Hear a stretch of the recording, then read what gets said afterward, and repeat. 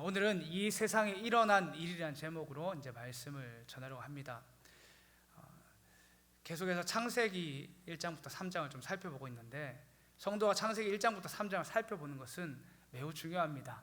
거기에 세상의 모든 이치가 담겨 있고, 그렇기 때문에 우리가 이 말씀을 천천히 살펴보는 것이 매우 중요합니다. 그래서 이 말씀들을 귀를 여시고 잘 들어보시길 바랍니다. 혹시 기독교 세계관이란 말을 들어본 적이 있으십니까? 저를 보시는 걸 봐서는 저게 도대체 무슨 말인가 하면서 보신 것 같습니다. 기독교 세계관을 말해서 이제 교회 다니는 사람들이 어떤 생각을 가지고 살아가야 되냐, 이런 말을 하는 건데, 우선 이제 세계관이란 말이 이런 것입니다. 세계관이란 말은 사람들은 저마다 세상이 어떻게 돌아가는가에 대해서 생각하고 자기 나름의 이치를 말합니다. 이것을 세계관이라고 말을 하는데, 교회 다니는 사람들은 성경적인 가치관으로 그렇게 살아간단 말입니다. 이 말을 좀 이렇게 예를 들어드리면 좋을 것 같습니다. 제가 어릴 때에, 초등학교 때 학교에서 이제 그 수수깡으로 만드는 그런 안경을 만든 적이 있습니다. 학교에서 준비물을 가져오라고 해서 수수깡 안경을 가지고 이제 학교로 갔습니다. 그래서 어릴 때에 이제 그 수수깡을 잘라가지고 네모나게 양쪽에 안경을 만들고 연결하고 귀에 걸 수 있도록 그렇게 작은 이제 안경을 만들었습니다. 그리고 이 안경이 거기서 끝나는 것이 아니라 한쪽에는 이제 셀로판지를 붙이는데, 한쪽에는 이제 파란색으로, 한쪽에는 빨간색으로 이렇게 붙여가지고 안경을 끼면 됩니다. 어릴 때 사실 어른들은 이게 별로 신기하지 않은데, 어릴 때 맨 처음에 이 안경을 딱 끼니까 어떤 생각이 들었냐면, 세상이 완전 내가 보는 거랑 다른 세상이 열리는 겁니다. 한쪽은 파랗게 보이고 한쪽은 빨갛게 보이고, 그러니까 신기하니까 이쪽 눈 감았다가 이쪽 눈 감았다가 이렇게 하면서 세상이 파랗게도 보이고 빨갛게도 보이네. 또 둘 다 뜨면 또 그게 합쳐진 이상한 색깔이 보여집니다. 그렇게 해서 이제 어릴 때 재미있게 놀았는데, 제가 이 말씀을 왜 드린가 하면, 제가 어릴 때 만든 이 수수깡 안경처럼 이 세상의 모든 사람들은 자기 나름의 이 수수깡 안경을 끼고 세상을 바라봅니다. 이것을 세계관이라고 하는 겁니다.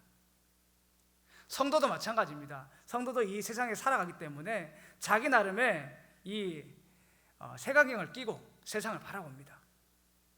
근데 특별히 성도가 이 안경을 바꿔 끼워야 되는데, 그게 무슨 안경이냐 하면 바로 성경적인 안경입니다. 할렐루야.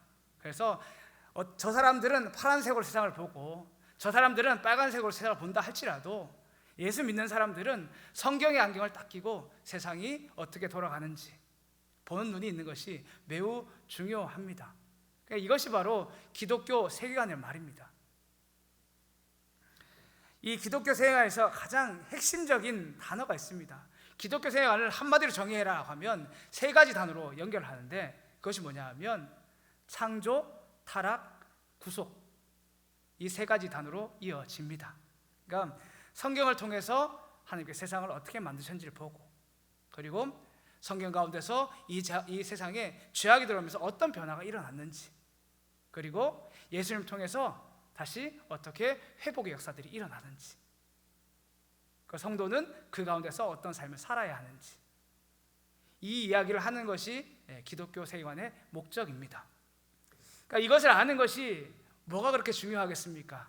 단순히 저 성도님은 이걸 모르는데 나는 이걸 더 안다, 이런 지식을 뽐내기 위해서 이걸 아는 것이 아니라, 예수님께서 마태복음 5장에 너희는 세상의 소금이고 빛이어야 된다고 말씀하셨습니다. 우리는 이 세상에서, 어두운 세상 가운데서 복음을 비춰야 되고, 그리고 소금과 같이 세상에서 이 부패하지 않도록, 썩어지지 않도록 성도는 자신의 삶으로서 이것을, 그 임무를 수행해야 합니다. 그것을 위해서 이 지식이 필요한 것입니다. 다시 한 번 더 말씀드리면, 그냥 아는 것이 중요한 것이 아니라 성도로서 이 땅에서 삶을 살아내야 되니까, 그것을 위해서 우리가 기독교 세계관을 사실 배우는 것입니다. 오늘 말씀을 통해서도, 오늘 말씀을 통해 이 세상에 일어난 일이라고 제목을 정했지만, 엄밀히 말하면 죄가 이 세상에 들어온 이후에 이 세상에 어떤 일이 일어났는가, 그리고 성도는 어떻게 살아야 하는가, 그 이야기를 하려고 합니다. 오늘 말씀에서 아담과 하와가 하나님께서 먹지 말라고 하는 선악을 알게 한 열매를 따먹습니다. 그래서 가장 먼저 가장 크게 일어난 일이 무엇이었습니까? 바로 하나님과의 관계가 단절되어집니다. 그것이 가장 큰 일입니다. 그래서 아담과 하와뿐만 아니라 이 세상에 있는 모든 사람들은 내 인생의 주인을 나라고 여기면서 그렇게 살아갑니다. 그래서 마치 하나님이 없는 것처럼, 하나님이 나를 만들지 않았는 것처럼 그렇게 살아갑니다. 하나님께서 어떤 은혜를 베풀어 주셨습니까? 아담과 하와에게 스스로, 이 아담과 하와 스스로 하나님을 떠나서 마귀의 편에 선 자들 아닙니까? 그런데 그들에게 너희가 돌아오면 내가 내 자녀 삼아주겠다, 그렇게 말씀하지 않으시고 창세기 3장 15절의 말씀처럼 내가 친히 저 뱀과 저 마귀와 원수가 되게 해서 돌아오게 하겠다고 그렇게 약속해 주셨습니다. 그리고 이 땅을 살아가는 모든 하나님의 자녀에게 그런 은혜가 주어진 것입니다. 근데 중요한 것은 죄로 말미암아 이 세상에 일어난 일은 단순히 하나님과의 그 관계가 단절된 것, 거기만 머물지 않고 이 세상에 우리가 살아가는데도 영향을 주게 됩니다. 즉 아담과 하와가 하나님과의 관계가 단절된 것뿐만 아니라 그들이 살아가는 삶에도 영향이 일어나게 됩니다. 환경이 변하게 됩니다. 그리고 이것은 아담과 하와뿐만 아니라 성경에서 살아가는, 사장부터 살아가는 모든 사람들에게, 또한 우리에게 동일하게 일어나고 있는 일입니다. 그게 오늘 본문을 보면 세 가지를 알 수 있는데, 첫 번째가 무엇인가 하면 임신의 고통을 크게 더하셨다, 이렇게 성경은 말씀합니다. 이게 사실 굉장히 제가 말하기는 어렵습니다. 왜냐하면 여기 있는 모든 성도님들이 저보다 임신의 고통을 더 잘 알 것이기 때문에 제가 감히 여기서 임신의 고통이 이렇다 저렇다 말할 수가 없는 겁니다. 여기 이미 자녀 몇을 낳으셔가지고 이 고통이 말하지 않아도 다 아는, 그리고 또 다 그걸 지켜보셨기 때문에, 저는 아직 결혼 안 해가지고 이거를 참 말하기가 굉장히 많은 고민을 했습니다. 도대체 뭐라고 말해야 되나. 그러면서 이제 제가 그냥 다른 분한테 들은 얘기를 그냥 좀 해드리겠습니다. 하루는 어떤 여성분이 출산을 앞두고 있었습니다. 그러니까 출산을 앞두고 있는데 막 얘기는 앞으로 이 애를 낳으면 정말 힘들 거라고 막 이야기가 너무 많이 들리는 겁니다. 그래서 마음의 준비를 해야 되겠다. 딱히 누구한테 물어봐 볼 사람도 없고 이래서 요즘 엄마들은 다른 사람을 안 물어보고 인터넷에 카페를 가입해가지고 이걸 잘 물어봅니다. 그래서 카페에 가입한 다음에 이렇게 글을 올린 겁니다. 출산할 때 얼마나 아픈가요? 이렇게 글을 올린 겁니다. 그래서 이제 댓글이 달리기 시작하는데 몇 개만 읽어드리면 이렇습니다. 한 분이 이렇게 말을 했습니다. 사람마다는 다르겠지만 나는 배 위에 트럭이 지나가는 것 같았습니다. 이렇게 이야기를 했습니다.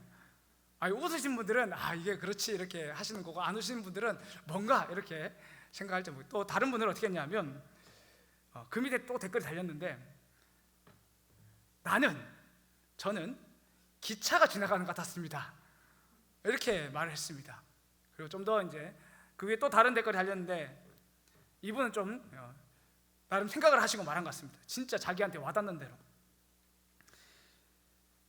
여기서 이런저런 막 고민들을 많이 하는데 막상 진통을 겪으면 아무 생각도 나지 않을 만큼 아픕니다, 이렇게 말한 겁니다. 그리고 마지막으로 한 분이 이렇게 말했습니다. 저는 진통이 왔을 때 이런 생각이 들었습니다. 내가 왜 너 때문에, 무슨 말인지 다 아시죠? 그러니까 내가 왜 너 때문에 이 고통을 겪고 있냐, 이런 말이었습니다. 이 말이 제일 먼저 생각났어요. 그러니까 남편이 미웠다고 합니다. 미워가지고 내가 왜 너 때문에 이런 고통을 당하고 있냐, 이런 생각이 들었다고 하더라고요. 그러니까 임신하고 출산의 고통을 겪는 것은 남자들이 상상할 수 없는 그런 고통이라는 것 정도는 알겠습니다. 그러니까 여기 계시는 이제 남자 성도님들, 특별히 남편이신 분들은 아내분에게 잘 하실 줄 제가 믿습니다. 할렐루야. 아무도 아멘 안 하시면 제가 굉장히 뻘쭘한데, 할렐루야, 아멘. 네, 어쨌든 집에 가셔서 다리 한 번 더 주물러 드리고 이렇게 한 번쯤 이렇게 지금까지 안 했던 설거지도 한번 해드리고, 그런 역사가 일어날 줄 믿습니다. 할렐루야, 아멘. 여자분들만 아멘이 큰 것 같습니다. 어쨌든 그런 은혜가 가정 가운데 일어나기를 간절히 소망합니다. 어쨌든 이 임신의 고통, 출산의 고통에 대해서 해답을 찾는 것이 굉장히 중요합니다. 왜냐하면 요즘 세상에 청년들은 자녀를 안 놓고 살려는 청년들이 교회 가운데도 꽤 많이 있습니다. 그래서 우리가 둘이 살면 괜찮지, 그러니까 어쩔 수 없는 환경이 아니라 그냥 처음부터 마음이 내가 사랑하는 남자 만나가지고 둘이 살면 행복하지, 이런 마음을 가진 사람이 참 많고, 내가 왜 이 고통을 겪어가면서 애를 낳아야 되냐, 내가 왜 이 수고를 하며 애를 낳아야 되냐, 이런 마음을 가지고 있는 청년들이 많다는 겁니다. 가장 먼저 알아야 될 것은 이 출산의 고통이 어디로부터 왔느냐 하는 것인데, 다 아시겠지만 이것이 죄로부터 온 것입니다. 창세기 3장 16절을 함께 좀 읽어보겠습니다. 함께 읽겠습니다. 시작. 또 여자에게 이르시되 내가 내게 임신하는 고통을 크게 더하리니 내가 수고하고 자식을 낳을 것이며 너는 남편을 원하고 남편 너를 다스릴 것이니라 하시고, 하나님께서 여자에게 내가 내게 임신의 고통을 크게 더하리니 내가 수고하여 자식을 낳을 것이라고 말씀하셨습니다. 이 말씀을 통해 우리가 알 수 있는 것이 무엇인가 하면, 죄가 들어오기 전에는 임신의 고통이 없었던가, 있었더라도 아주 작은 것이던가, 둘 중에 하나입니다. 그런데 이 죄가 들어온 이후에 이 임신의 고통이 굉장히 커진 겁니다. 지금 우리가 겪고 있는 것만큼 그만큼 커진 것입니다. 근데 이것이 하나님께서 우리에게 벌 주려고 그런 것이 아님을 기억하셔야 됩니다. 하나님께서 창세기 1장 28절을 보시면 복을 주고 생명하고 번성하게 하신다고 분명히 말씀하셨습니다. 우리 함께 읽어보겠습니다. 시작. 하나님이 그들에게 복을 주시며 하나님이 그들에게 이르시되 생육하고 번성하여 땅에 충만하라, 땅을 정복하라, 바다의 물고기와 하늘의 새와 땅에 움직이는 모든 생물을 다스리라 하시니라. 그러니까 이 말을 보시면 하나님께서 성도들에게 가정을 주시고 자녀를 낳아가고 땅에 충만하라고 말씀하신 겁니다. 근데 임신의 고통을 보면 이런 생각이 드는 겁니다. 하나님께서 우리를 바라보시면서 심한 고통을 한번 당해봐라, 마치 이런 생각이 우리에게 찾아오는데, 하나님의 의도는 이런 것이 아니었습니다. 본래는 아니었는데 죄로 말미암아 이 고통이 우리에게 들어온 것입니다. 그러면 이 출산의 고통, 이 임신의 고통을 통해서 하나님께서 우리에게 원하는 바가 있으신데 그것이 무엇이라고 생각하십니까? 이것은 어떻게 알 수 있는가 하면, 처음에 임신의 고통을 겪는 그 아담과 하와를 보면서 우리가 알 수 있습니다. 창세기 4장 1절을 함께 좀 읽어보겠습니다. 시작. 아담이 그의 아내 하와와 동침하매 하와가 임신하여 가인을 낳고 이르되 내가 여호와로 말미암아 등남하였다 하니라. 그러니까 아담과 하와는 에덴 동산에 쫓겨나서 이렇게 자녀를 낳게 됩니다. 그러니까 우리가 아는 그 가인인데, 여기서 지금 감사하는 이유가 무엇이라고 생각을 하십니까? 이 아담과 하와 집안이 아들이 없는 집안이었는데 4대 동안 이렇게 아들이 없다가 갑자기 하나님께서 드디어 원하고 원하던 그 아들을 주셔가지고, 그래서 지금 하나님께서 우리에게 아들을 주셔서 감사합니다, 이런 고백을 하고 있는 것 같으십니까? 그런데 지금 여기서 하나님께 감사하는 이유는 그런 의미가 아닙니다. 하나님께서 약속하신 대로 우리를 정말 살게 하시는군요. 그 신앙의 고백 위에서 하나님 앞에 감사를 하고 있는 것입니다. 한번 생각해 보시길 바랍니다. 맨 처음에 하나님께서 이 선악을 알게 된 열매를 먹으면 어떻게 된다고 말씀하셨습니까? 창세기 2장 17절 말씀 함께 읽어보겠습니다. 시작. 선악을 알게 하는 나무의 열매를 먹지 말라, 내가 먹날엔 반드시 죽으리라 하시니라. 하나님께서 이걸 먹으면 반드시 죽는다고 말씀하셨습니다. 근데 아담과 하와에게 은혜를 베푸셨습니다. 당장 죽지 않는 은혜를 베풀어 주셨는데, 아담과 하와 입장에 생각해 보시기 바랍니다. 이 약속을 받고 하나님께서 이 은혜를 주셨지만 그 마음이 불안하지 않겠습니까? 정말 에덴 동산에 있을 때는 그나마 괜찮았는데 그 에덴 동산을 쫓겨나서 살면 하나님께서 정말 이 약속을 지키실까? 이런 불안함이 온 것입니다. 근데 하나님께서 정말 약속하신 대로 우리를 죽게 하지 않으시고 자녀를 주신 겁니다. 그래서 지금 하나님께서 우리를 여전히 사랑하시는구나, 그런 위로가 찾아왔고, 그래서 그 임신의 고통을 겪는 가운데서도 하나님 앞에 감사한 것입니다. 그러니까 출산의 고통의 의미는 무엇이겠습니까?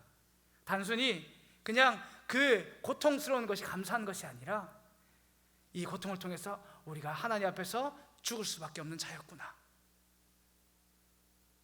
그걸 통해서 그걸 깨닫는 것입니다. 그러니까 세상 사람들은 다 몰라도 예수 믿는 우리는 말씀을 통해서 이 출산의 고통이 우리에게 어떤 의미인지를 알아야 된다고 말씀드리고 있는 겁니다. 한번 묻고 싶은 것은, 정말 하나님과의 단절된 그 고통에 대해서 잘 알고 계십니까? 우린 잘 모릅니다. 이 고통을 잘 아시는 분이 딱 한 분 계신데, 그분이 누구신가 하면 예수님입니다. 예수님이 왜 십자가를 지기 전에 그 십자가 고통 앞에서 기도한 것 같으십니까? 정말 십자가에 져서 죽기 싫으셔가지고 그렇게 기도한 것 같으십니까? 그것이 아닙니다. 아버지와의 단절을 경험해야 되기 때문에 그것이 두려워서 기도하신 겁니다. 그래서 예수님이 십자가에 달려 돌아가시기 전에 이 잔을 내게서 옮길 수 있거든, 옮겨달라고 기도하신 것이고, 그리고 십자가에 죽기 전에 아버지여 나를 버리지 말라고 그렇게 말씀하신 겁니다. 근데 우리가 정말 이 단절을 정말 경험했다면 우리도 예수님처럼 기도했을 겁니다. 하나님 제발 내 잔을, 이 두려운 잔을 내게서 옮겨달라고 기도했을 것이고, 그리고 아버지여 나를 버리지 말라고 기도했을 것인데, 여기 계신 분들 중에 정말 그렇게 기도해 본 적 있으십니까? 우리는 그 고통을 잘 모르는 겁니다. 아버지와 단절되는 그 고통이 얼마나 심한 것인지, 얼마나 극심한 것인지 모르는 겁니다. 왜 모릅니까? 우리는 처음부터 죽어있던 자였기 때문에 알 수가 없는 겁니다. 예수님은 처음부터 살아계셨다가 그 죽음을 경험하셨기 때문에, 그 단절을 경험하셨기 때문에 그 고통이 극심한지 알지만, 우리는 처음부터 죽어있던 자였기 때문에 그 고통이 얼마나 심한지 모르는 겁니다. 근데 그 가운데서 살림을 받았던 겁니다. 출산의 고통은 하나님께서 우리에게 괴롭게 하려고 주신 것이 아닙니다.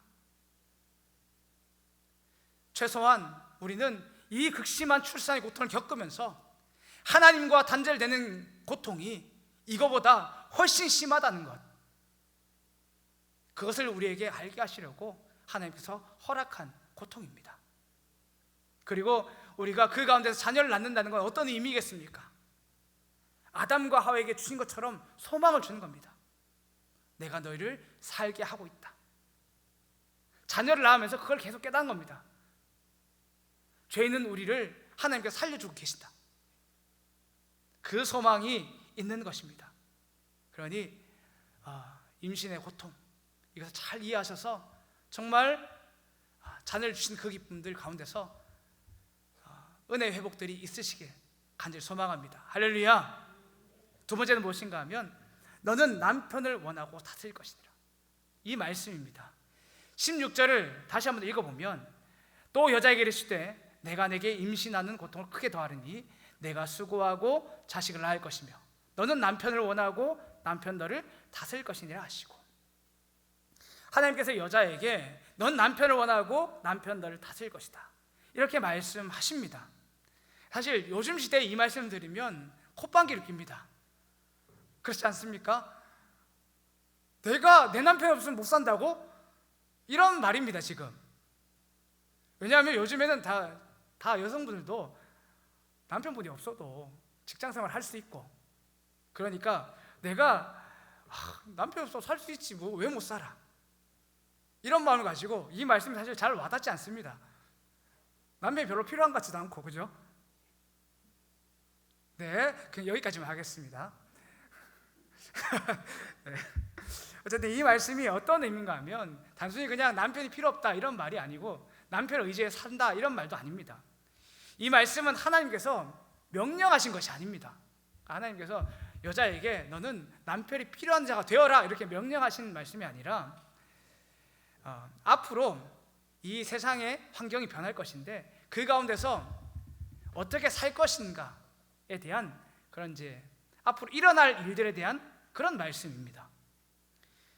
앞으로 닥칠 환경이 어떤 환경입니까? 17절에서 18절을 함께 읽어보겠습니다. 17절 18절입니다. 시작. 아담에게 이르시되 내가 내 아내 말을 듣고 내가 내게 먹지 말라 한 나무의 열매를 먹었은즉 땅은 너로 말미암아 저주를 받고 너는 내 평생에 수고하여야 그 소산을 먹으리라. 땅이 내가 가시덤불과 엉겅퀴를 낼 것이라. 내가 먹을 것은 밭의 채소인즉. 그러니까 아담과 하와 앞에 이제 놓이될 상황을 말씀하시는 건데, 아담과 하와가 에덴 동산에 있을 때에 그냥 먹고 논 것이 아닙니다. 그 땅에 있을 때도 경작을 했습니다. 창세기 2장 15절을 보시면 제가 읽어드리겠습니다. 여호와 하나님이 그 사람을 이끌어 에덴 동산에 두어 그 땅을 경작하며 지키게 하시고, 그러니까 에덴 동산에 있을 때도 경작을 했고, 그리고 에덴 동산을 쫓겨나서도 경작을 합니다. 그러면 이 두 곳의 차이점이 무엇이겠습니까? 에덴 동산에서는 내가 씨앗을 뿌리고 경작을 하면 그냥 경작을 한 만큼 100% 수확을 합니다. 그런데 에덴 동산을 쫓겨나서는 그렇지 않은 겁니다. 그 땅이 저주를 받아서 가시덤불과 엉겅퀴를 내기 시작합니다. 그것을 뽑지 않으면 먹을 수가 없습니다. 그런 상황이 지금 아담과 하와 앞에 펼쳐진 겁니다. 이 상황이, 이 저주가, 이 말씀이 아담한테 주어지는 거지만 아담한테만 있는 것이 아닙니다. 땅이 저주를 받는 일이 아담한테만 주어지겠습니까? 똑같이 여자한테도 주어지는 겁니다. 에덴 동산을 쫓겨나서 여자가 살아야 되는데 여자 혼자 어떻게 땅을 경작하겠습니까? 어떻게 그 엉겅퀴를 뽑고 가시덤불을 뽑으며 그렇게 살 수 있겠습니까? 또 각종 위험으로부터 어떻게 자신을 보호할 수 있겠습니까? 그래서 여자는 남자를 원하게 되고 그 가운데서 남자가 여자를 다스리게 된다는 그런 말씀입니다. 그래서 실제로 창세기 4장에 어떤 일이 벌어집니까? 라멕이라는 사람, 하나님을 모르는 라멕이라는 사람이 등장하는데 이 사람이 처음으로 2명의 아내를 취합니다. 그리고 그 2명의 여자 앞에서, 아내 앞에서 자신이 자랑합니다. 그 아내를 소유물로 여기고, 그리고 자신이 한 나쁜 일들을 자신의 힘을 자랑하듯 하면서 그렇게 아내에게 자랑합니다. 그리고 두 아내는 아무 말도 하지 않고 그것을 듣고 있습니다. 이것이 바로 이 죄악된 세상에서 일어날 일이고 지금도 사실 일어나고 있는 일이라고 저는 생각을 합니다. 근데 세상이 어떻게 흘러가든지 예수 믿는 사람은 세상과 똑같이 살아서는 안 됩니다. 할렐루야. 그 생각이 꺾여서는 안 됩니다. 그러면 세상 사람들은 자신 나름대로서 자신 아에 대해서 소유물처럼 생각할지라도 예수 믿는 사람은 그렇게 하지 말아야 되는데, 이 말 들으면 내가 무슨 소유물처럼 생각해 라고 말할지도 모르겠습니다. 근데 우리가 말하는 한마디에 그런 생각들이 깔려 있습니다. 제가 하나 예를 들어드리면, 길을 가고 있습니다. 길을 가고 있는데 저 멀리서 한 커플이 오는 겁니다. 근데 남자가 내가 생각해도 너무나 생각보다 못생긴 겁니다. 제 얘기는 아닙니다. 제 얘기는 아니니까. 어쨌든 멀리서 이렇게 못생긴 사람이 오는데 옆에 내가 생각하기에는 저들이 짝이 될 수 없는 정말 예쁜 아가씨가 옆에 있는 겁니다.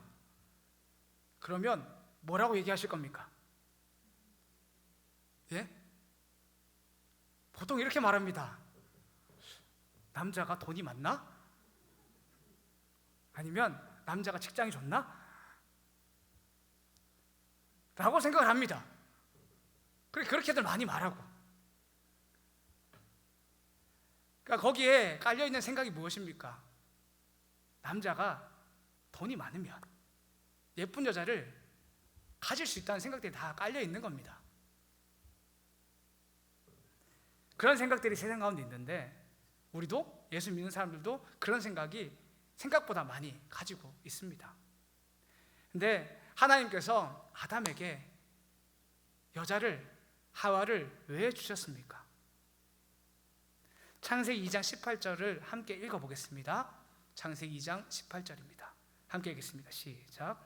여호와 하나님이 이르시되 사람을 혼자 사는 것이 좋지 아니하니 내가 그를 위하여 돕는 배필을 지으리라 하시니라. 아담이 혼자 사는 것이 보기 좋지 않아서 여자를 만들어 주신 겁니다. 그리고 거기서 끝나는 것이 아니라 이 말씀 잘 보시면 돕는 배필로 주셨습니다. 돕는 배필.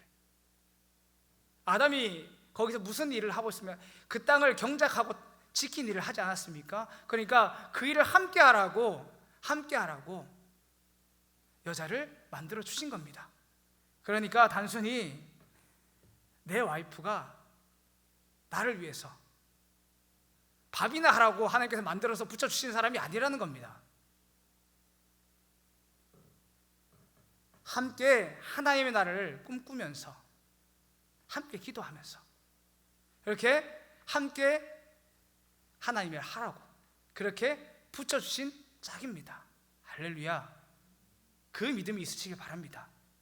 그 믿음이 있으면 우리는 남편분이고 아내분이고 서로에 대해서 소홀하게 말할 수도 없고 행동할 수도 없습니다.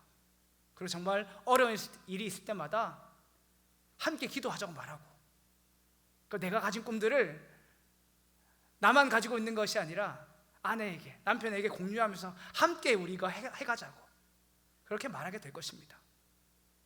그런 은혜의 회복들이 있는 모든 가정들이 되시길 간절히 소망합니다. 그리고 더 말씀드리고 싶은 것은 우리가 각자의 삶을 자신의 것이라고 말하지 않으셨으면 좋겠습니다. 고린도전서 7장 5절을 함께 읽어보겠습니다. 시작.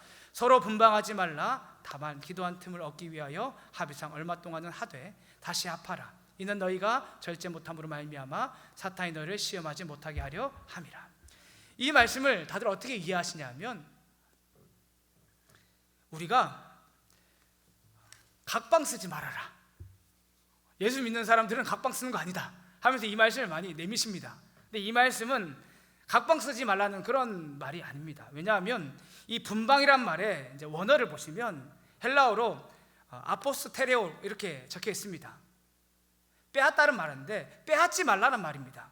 무슨 말인가 하면 아내로서 남편의 권리를 빼앗지 말고 남편으로서 아내의 권리를 빼앗지 말라는 말입니다. 하나님께서 서로가 서로에게 자신의 권리를 주장할 수 있게끔 그렇게 만들어 주셨는데 그것을 빼앗지 말란 말입니다. 그리고 또 이 분방이란 말도 사실 잘못된 것이 아니라 그냥 우리가 어휘력이 부족한 것인데, 이 한자를 보시면 달릴 뿐에 놓을 방을 씁니다. 그러면 이게 무슨 말인가 하면 규칙이나 규범 따위 구애받지 않는 것, 그러니까 방을 따로 쓰란 말이 아니고 그냥 제멋대로 살지 말라는 것을 말합니다. 그러니까 믿음의 가정에서도 지금 내가 정말 기도할 그런 때이거든, 남편이 아내한테 나 지금 기도하고 싶은데 라고, 기도할 시간이 필요한데 라고 이야기를 하라는 것입니다. 성경을 읽어야 될 마음이 찾아오거든, 나 지금 성경을 읽어야 되겠는데 좀 내 시간을 달라고 상의하고 이야기하시라는 겁니다.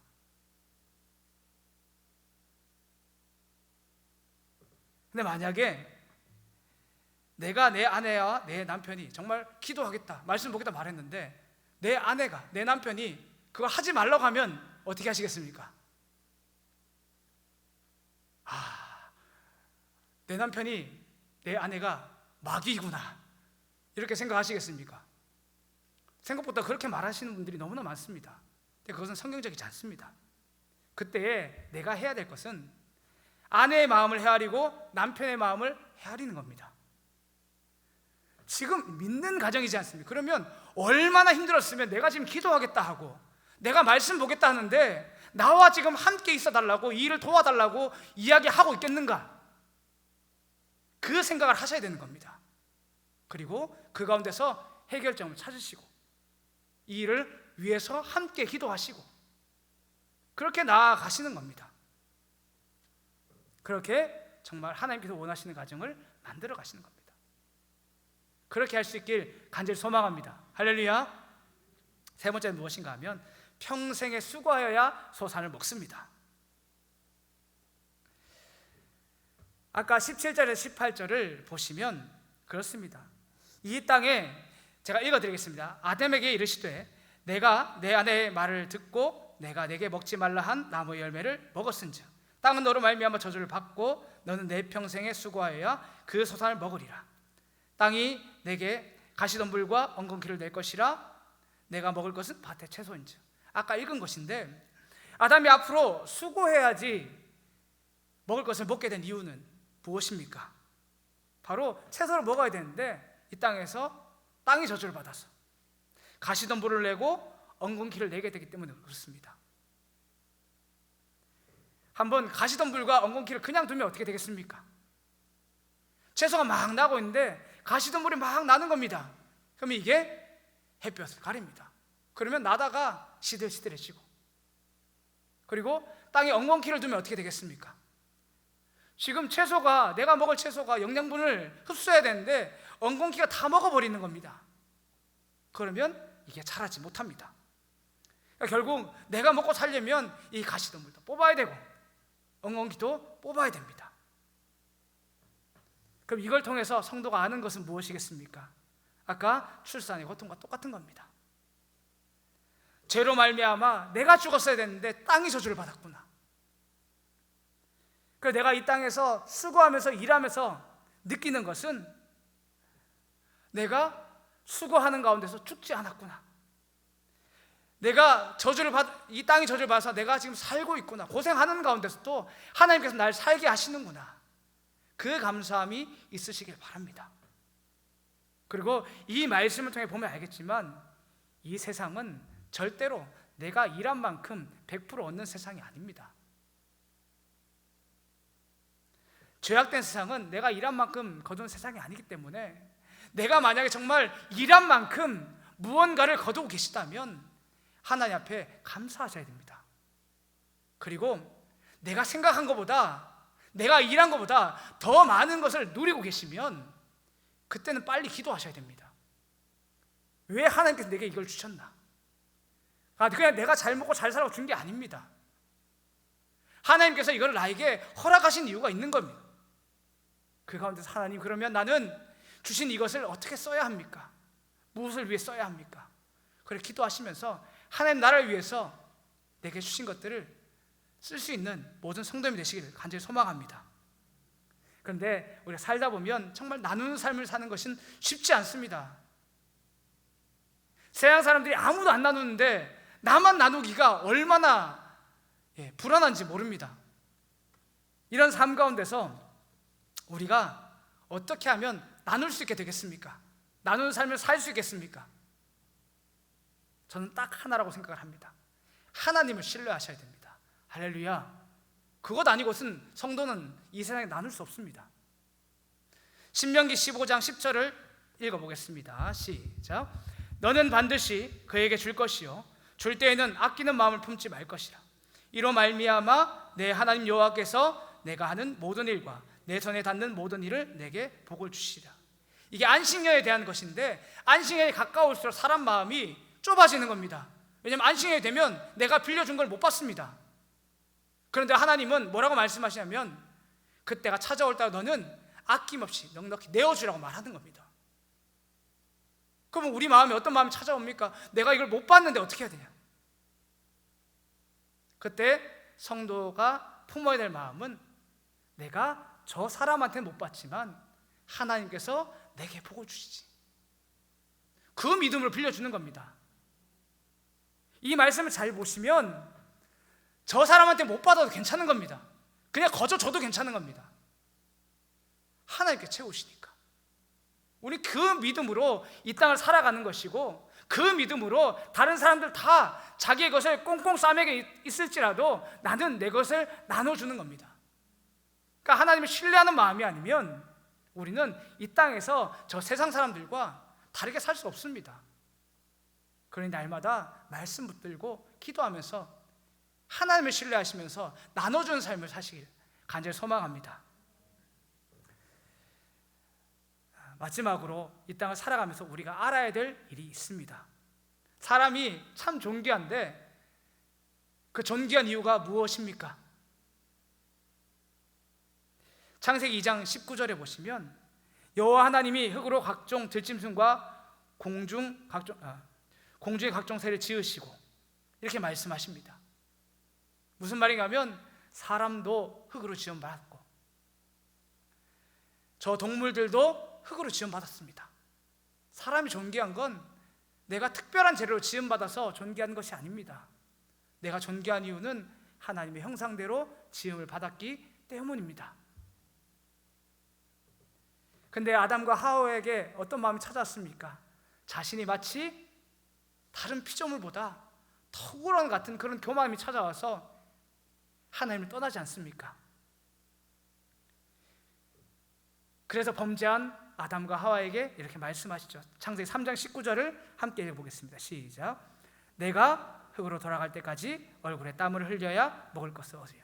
내가 그것을 입었음이라 너는 흙이니 흙으로 돌아갈 것이니라 하시니라. 하나님 왜 다른 말 하지 않습니다. 너 뭐냐? 너 흙이다. 내가 너를 존귀하게 지었지만 결국은 너는 흙으로 돌아갈 수밖에 없는 존재다. 이걸 알려주신 겁니다. 무엇으로 나를 치장하시겠습니까? 정말 이 세상에서 썩어 없어질 돈으로 나를 치장하시겠습니까? 좋은 집으로, 좋은 차로 그렇게 나를 치장하시겠습니까?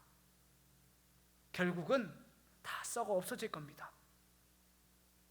그러니 그 모든 생각들을 내려놓으시고 정말 하나님 앞에서 내가 어떤 삶인지를 잘 기억하셔서 정말 하나님 앞에서 귀하게 쓰임받는 저 모든 성도님이 되시기를 간절히 소망합니다. 기도하겠습니다.